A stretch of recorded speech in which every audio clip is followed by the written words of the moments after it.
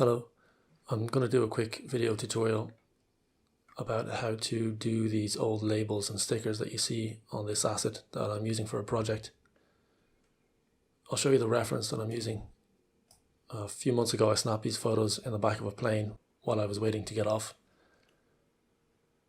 and I thought they would be perfect for my project. So I'll show you my setup in Substance Painter for making these quickly and easily. Okay, the first thing you need to do is find the appropriate images that you're going to import. So you can just use an image search and search for something like shipping labels, and you'll find a load of these. So you can just right click, copy image, and then in your Photoshop document, which will be in this case 2K by 2K, and you'll paste these in, and then you can use the free transform and just resize them and arrange them so that they're in a roughly grid-like pattern like this. So I'll just grab another one, copy image, paste on a new layer, free transform, and massage that into position there. And you can try different search terms. We want something that says fragile. We'll try this one, copy that, paste, and free transform. And once you fill up the entire image, you'll end up with something that looks like this.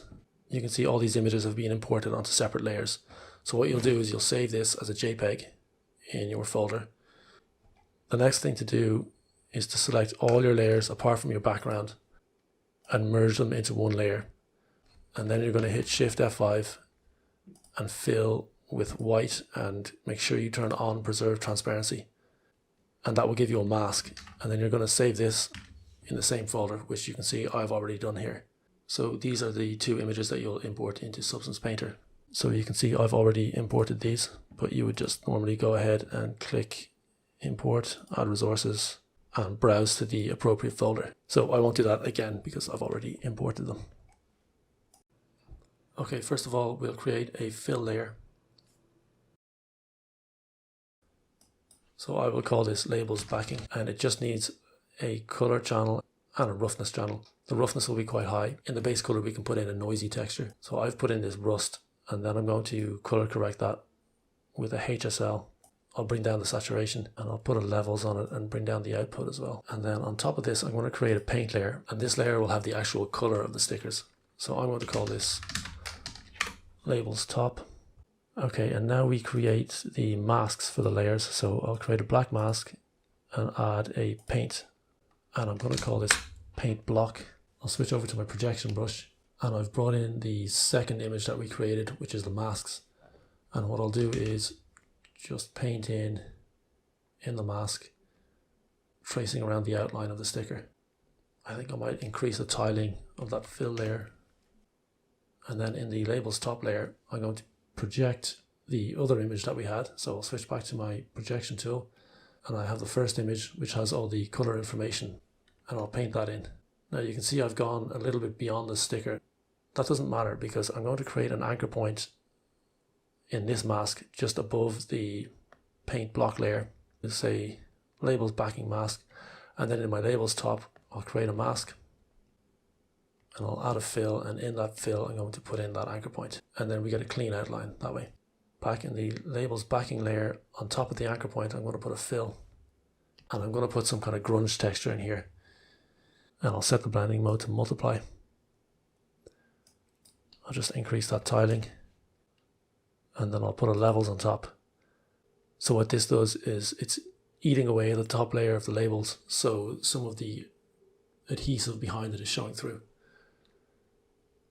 If you want to further increase the damage on it, you can just add another paint layer in the labels top mask. Switch over to your brush and select any kind of soft noisy brush. Just bring down your flow, set that to black, and you can just paint in around the edges. I think I'll increase the value of the adhesive. It's looking a bit dark. So I'll go back to the bottom layer in the mask of the backing layer. Let's paint in this one here.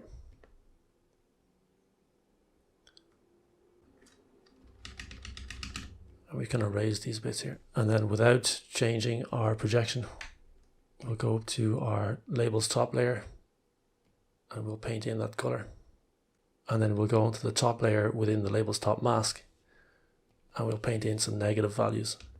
In some cases, you might not even bother with the top layer. So if you just want a patch of adhesive where the entire sticker is being torn off, you can do that. And again, you can paint in negative values to tone it down a bit.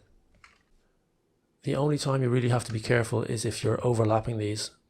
So if I start painting in the mask here, you can see that once I start painting on the black area, it will mask out any previously painted on adhesive which is covered by the black area under the projection.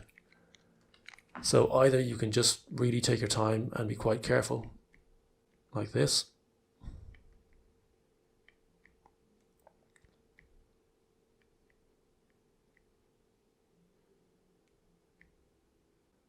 or you could create another paint layer in your labels backing mask. So let's try that.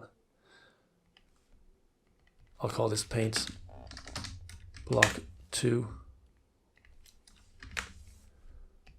and set this one to linear dodge. And that way you don't have to be quite so careful with the overlapping. That's the technique. If you want to keep this organized, I would suggest putting this all in a folder.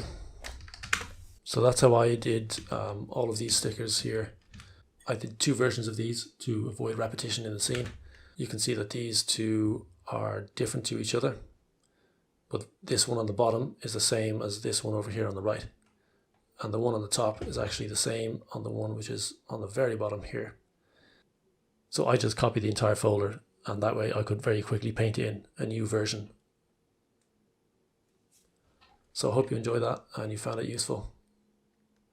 I'll see you next time.